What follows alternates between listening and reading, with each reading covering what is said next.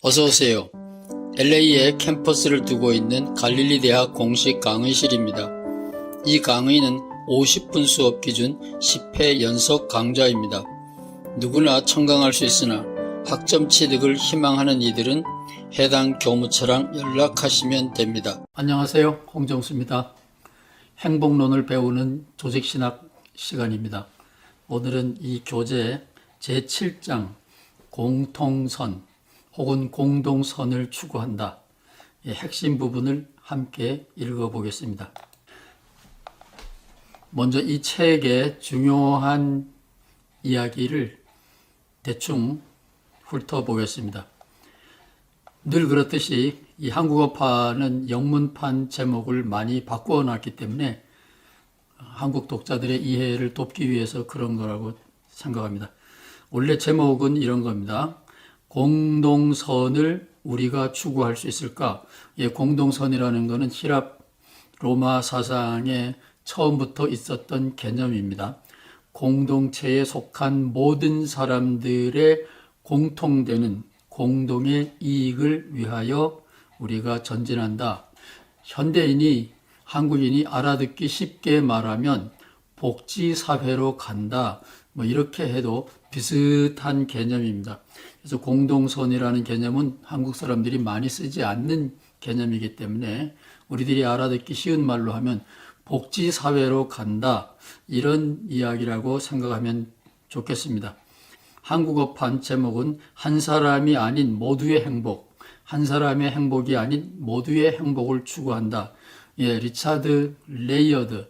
이 책은 레이어드라고 그러는데 영문 이름을 그대로 발음하면 리차드 레이야드입니다. 레이야드. 리차드 레이야드의 공동선을 모두의 행복을 추구한다. 그런데 그것은 리차드 레이야드의 사상을 풀었으면 모든 사람의 행복을 추구하는 정부, 사회, 세상, 개인. 맞습니다. 뜻은 맞습니다. 두 소년이 숲에서 놀고 있을 때 곰 한 마리가 나타났다. 이를 본 한 소년이 재빨리 운동화를 찾아 신었다.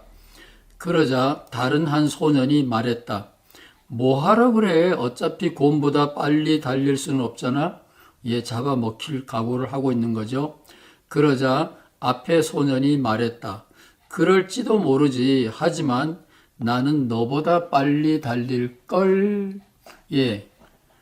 근본적으로 다윈의, 영국 사람입니다. 다윈의 진화론을 바탕으로 한 생각이다. 투쟁이다. 인생은 투쟁이다. 그런 거죠.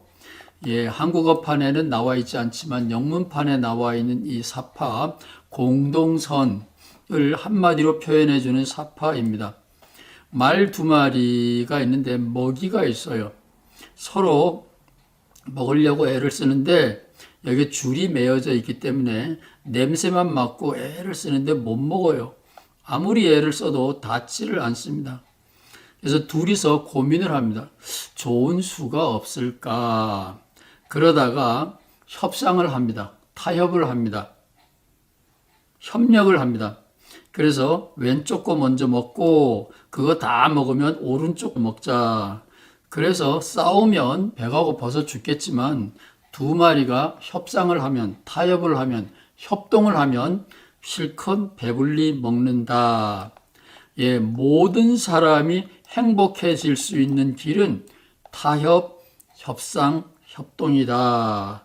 그런데 사람들은 투쟁으로 네가 곰한테 물려 죽어라. 그동안에 나는 살아남는다. 이런 투쟁적인 생각을 하고 있다. 그렇지만 리차드 레이야드는 경제학자고 우리가 모두 함께 잘 사는 행복의 나라로 가는 길이 가능성이 보인다. 그런 이야기입니다. 공동선의 최대의 적이 있습니다. 유학생들은 인터넷에서 영국 브리타니카 엔사이클로피디아 혹은 캘리포니아 북쪽에 있는 스탠포드 대학의 사전에서 공동선, 커먼 굿을 꼭 찾아보세요. 공동선의 최대의 적은 무임승차다. 프리라이더. 이 시간이 있으면 이 유학생들은 미국의 주류 백인들이 우리를 프리라이더, 무임승차자라고 보기 때문에 이 문제에도 시간이 있으면 설명을 하려고 합니다. 공동선의 최대의 적은 개인주의와 무임승차 두 가지입니다. 복지사회로 가려고 해도 장애물은 바로 공짜로 우리의 소득을, 이득을 빼앗아 가는 얌체들. 저는 늘 사석에서 그렇게 말합니다. 예수께서 원수를 사랑하라 이런 말은 했지만 무임승차하는 얌체를 사랑하라 이런 말은 어디에도 없다. 따라서 나는 얌체는 싫다. 이런 변덕스러운 말을, 궤변을 곧잘 늘어놨죠. 그런데 미국에서 백인들이 색깔 있는 사람들, 이민자들, 특별히 불법 체류자들, 유학생들과 그 가족들, 이런 사람들을 무임승차자라고 이렇게 봅니다. 공동선의 최대의 적은 빈둥빈둥 놀면서 게으른 사람도 이 코로나 시대에 똑같이 정부의 혜택을 받잖아요. 세금 낸 사람하고 똑같이. 그런 무임승차자를 어떻게 처치할 것이냐. 참 하나님도 해결하지 못하는 어려운 문제입니다. 그래서 무임승차, 이기적인 관심 이런 것들을 해결하는 것이 공동선을 추구할 때 닥치는 큰 장애물이랍니다. 이것은 상식적으로 꼭 알아두셔야 될 것 같습니다. 그 다음에 리차드 레이어드의 글 중에서 중요한 이야기를 그냥 읽어 드리겠습니다. 우리가 서로 믿는다면 더 나은 가능성을 얻을 수 있다. 아까 두 마리의 말 그림 생각나시나요? 내 거 먹은 다음에 네 거 먹자. 네 거 먹은 다음에 내 거 먹자. 서로 함께 협력하자. 그러면 더 나은 가능성을 얻을 수 있다. 우리가 얻는 결과의 합계가 더 많아지는 법이다. 우리는 유전자에 새겨진 협동 능력으로 살아남을 수 있었다. 리차드 레이어드는 꿈을 꾸고 있는 것 같아요. 서로 싸우는 말은 굶어 죽지요. 그러나 서로 말이 협력하면 살아남을 수 있습니다. 아이들이 곰을 발견하고 서로 도망가기보다는 지혜를 모아서 둘이 협력하여 곰을 물리치면 아이들이 둘 다 살아남을 수 있습니다. 따라서 먹을 것이 모자라는 원시인들이 서로 협력했을 경우에는 살아남았고 서로 싸움박질 했을 때는 먹을 것이 없는 험악한 원시 생활에서 살아남지 못했다. 우리는 살아남은 자의 후손이잖아요. 그래서 현재까지 살아남은 우리들 유전자 속에는 협동 능력이 남아있다. 이건 엄청난 믿음의 폭탄 선언입니다.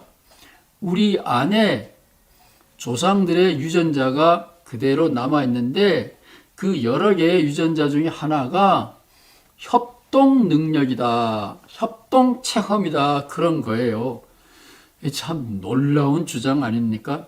사람들은 모두 이익을 얻을 수 있는 공동의 목표를 위해서라면 개인적인 단기 이익을 기꺼이 희생하고 협동을 잘하면 누군가가 정치를 잘하면 장기적인 협력도 가능하다. 이것이 경제학자 리차드 레이어드의 옹고집 확신입니다. 참 부러워요. 협동은 우리 주변에서 곳곳에서 일어난다. 협동의 반대말은 투쟁이죠.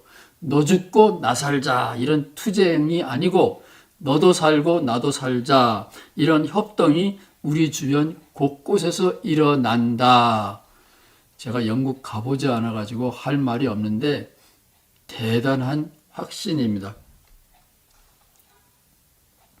물론 리차드 레이어드는 자기처럼 낙관적으로 인간을 바라보는 사람들이 있는가 하면 그렇지 않는 반대편에 서 있는 사람들의 입장을 알고 있어요. 그것이 글 쓰는 사람들의 기본 상식입니다.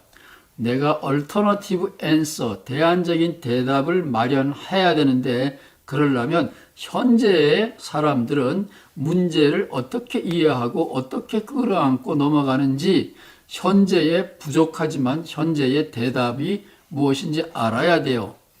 영국에서는 토마스 홉스 같은 사람들의 생각이 지배적인가 봐요. 사람들은 못돼 먹었어. 맞아야 돼. 두들겨 패야 돼. 대부분의 도덕적인 행위는 범죄에 대한 처벌을 두려워해서 생기는 것이 아니다. 리차드 레이어드는 그렇게 생각하는데 토마스 홉스는 인간은 도덕적인 행동을 하는 게 아니라 범죄에 대한 처벌을 두려워서 법을 지킨다. 그런 거예요. 기독교 신학자들 중에도 그런 신학자가 있습니다.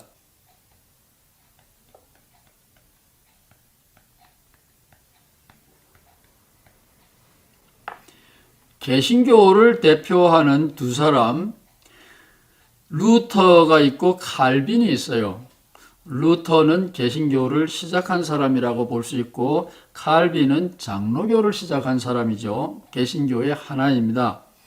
루터가 칼빈보다 20년쯤 될라나요? 조금 빨라요. 그래서 루터는 토마스 홉스처럼 사람은 타락했어. 양심 불량이야. 겁을 줘야 돼. 형벌로 다스려야 돼. 교수형에 처해야 돼. 그 공포 때문에 사람들은 착하게 지낸다. 루터는 그런 생각을 가지고 있었습니다. 루터는 수도원 출신이죠. 칼빈은 법학도입니다. 신학도이기보다 원래 법학도였어요.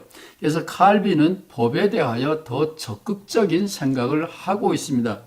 칼빈은 법은 두 가지 기능이 있다. 다른 기능도 있지만 루터랑 비교하면 루터가 인정하지 않는 법에 적극적인 기능이 있다. 루터는 법은 사람들에게 공포를 줘서 벌을 줘서 착하게 살게 만든다. 칼빈은 법이라는 것은 사람들에게 어린 아이같이 무지몽매한 사람들에게 일길로 가. 이렇게 하면 모두에게 좋아. 국가가 원하는 것이고 하나님이 원하는 것이야. 그래서 법은 교육적인 뜻이 있다. 루터, 법은 공포를 준다. 처벌을 한다. 그래서 사람들을 요 울타리 안에 가두어 둔다. 칼빈은 그런 기능도 있지만 법은 적극적으로 사람들을 교도, 지도, 인도, 가이드, 여행 안내자처럼 인도하는 적극적인 능력이 있다. 칼빈은 그래서 민주주의를 만든 장본인입니다. 의회 민주주의를 공부하게 되면 칼빈의 이야기부터 나옵니다. 그래서 칼빈은 율법, 법의 적극적인 기능을 말했습니다. 이것도 이 대목에서 참고로 알아두시면 좋겠습니다. 처벌에 대한 두려움, 토마스 홉스는 그것 때문에 사람들이 법을 지킨다, 도덕 생활을 한다 그런 거지만 리차드 레이아드는 여기 확실하게 고집을 부리고 있어요. 협동할 수 있는 자발적인 방법이 우리 유전자 속에도 새겨져 있고 우리에게는 이런저런 욕심이 있는데 이 욕심 중에 어떤 욕심이 우리로 하여금 협동을 하게 만든다라는 거예요. 제일 첫 번째가 평판이 좋아야 취직도 잘 되고 승진도 잘 된다. 그래서 이기적으로 생각하는 거지만 내 이익을 생각하기 위해서 그렇게 하는 거지만 숨어있는 동기는 그러나 바깥에 나가서 내가 벌을 받을까봐 그러는 게 아니라 내 미래를 생각해서라도 잘한다. 보상을 생각하기 때문이다. 그러는데 저는 이 보상에 대해서는 좀 퀘션 마크예요. 그렇지만 따지고 보면 보상을 생각하기 때문일는지도 모르죠. 그런데 사람들은 좋은 평판, 미국 사람들 추천서 쓸 때 굉장히 날카롭게 하더라고요. 한국은 추천서 기능이 별로 안 좋은데 미국은 전 직장에서 추천서를 받아오지 못하면 취직을 못해요. 그 정도로 어렵습니다. 그래서 이 평판이라는 거는 취직하는데, 승진하는데 결정적인 도움이 됩니다. 그런 계산에서 나온다고 리차드 레이어는 보는데, 그럴지도 모르지만 그냥 사람은 그렇게 복잡하게 생각하지 않아도 자기 자신의 품위와 존엄성을 생각해서라도 평판, 사람들에게서부터 평판을 받으려고 도덕적인 행동을 취할 수도 있습니다. 다음에 중요한 개념이죠. 사도 바울은 하나님의 인정을 받는 것이 구원이라 그랬어요. approval. 교회에서는 justification, 의인, 의롭다고 인정받는 것. 이 리차드 레이어드의 책에서는 approval, 인정이라 그러는데 사람들에게는 너나 할 것 없이 타인들로부터 인정받고 싶은 욕구가 있습니다. 우리 유전자 속에 이런 것은 타고났을 거예요. 이런 것은 어려서 가정교육에서 배운답니다. 잘하면 엄마가 더 잘해주고 못하면 엄마가 요렇게 해 요렇게 해 자꾸 잔소리를 하게 되죠. 그런 데서 가정에서부터 어린아이들은 자연스럽게 인정을 받으려면 어떻게 해야 되는가 하는 것을 어려서부터 배운답니다. 리차드 레이어는 어려서 편부모 밑에서 자란 어려운 환경이었는데도 불구하고 가정교육의 중요성을 굉장히 크게 인정합니다. 이런 어렸을 때 가정에서부터 어린아이들이 내가 인정을 받는 것이 좋구나, 인정을 받으려면 어떻게 해야 되는가, 이런 것을 배운다는 거예요. 그래서 리차드 레이어는 인간이 살아남았다는 것 자체가 협력했기 때문에 살아남았다라는 증거다. 그리고 어린아이들이 가정에서부터, 엄마로부터, 아버지로부터 인정을 받으려면 무엇을 해야 되는지 배운다, 그런 거예요. 그래서 사람은 성인이 돼도 유전자를 타고나고 가정에서부터 배우고, 그래서 사회에 나가서도 도덕적인 행동을 할 수 있다고 리차드 레이어는 목에 힘주어 강조하는 겁니다. 공정성, 내가 기대한 만큼 내가 한다. 예수님이 말씀하신 마태복음 7장 12절 황금률이라 그러죠. 너 이렇게 대접받고 싶어? 먼저 네가 남에게 그렇게 해. 이 황금률 마태복음 7장 12절이 공정성이라는 도덕인데, 이런 것이 도덕의 중심이고 대접받고 싶은 만큼 다른 사람에게 잘 대해야 한다. 이런 도덕심이, 협동심이 리차드 레이어드는 목에 힘주어 말하고 있어요. 사람들에게 이런 도덕심이 있다 이거예요. 성경의 언어, 바울의 말로 하면 양심이 살아있다 이거예요. 나중에 다시 말씀드리겠어요. 제가 경험한 바는 반대인데 리차드 레이어는 목에 힘주어 말합니다. 사람들에게 양심이 살아있다 이거예요. 인정을 받기 위해서라도 그렇게 하고, 가정교육 때문에라도 그렇게 하고, 인간은 예수님이 말씀하신 대로 내가 대접받고 싶은 대로 남에게 대접한다. 그래서 낯선 사람에게도 내가 잘하는 것, 길에서 주운 물건을 70% 이상 사람들은 주인에게 돌려준대요.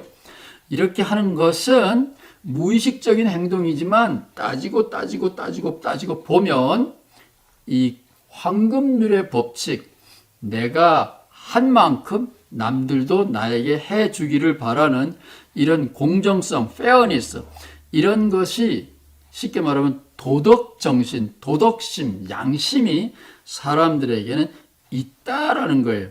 그런 것은 바로 요즘 젊은이들은 권리 개념만 있고 의무 개념은 별로 없다. 이게 일반적인 추세인데, 리차드 레이어드는 가정교육을 잘 하면 권리 의무 개념이 공존하는 성숙한 도덕심, 양심이 살아있는 사회로 만들 수가 있고, 많은 사람들이 보이지 않는 곳에서도 도덕 질서를 지키고 주인이 없는 은행에다가 돈을 맡긴다. 이게 그 은행에 있는 사람들이 다 도덕인지 아닌지 어떻게 알아요?